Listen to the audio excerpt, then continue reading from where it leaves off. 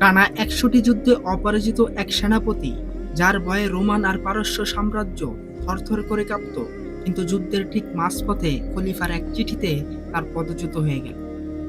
জানেন কেন? হযরত ওমর রাদিয়াল্লাহু তাআলা আনহু চিঠি পাঠালেন, হে খালিদ, আজ থেকে আপনি আর সেনাপতি নন, আপনি একজন সাধারণ সৈনিক। পুরো সেনাপতি স্তব্ধ হয়ে গেল।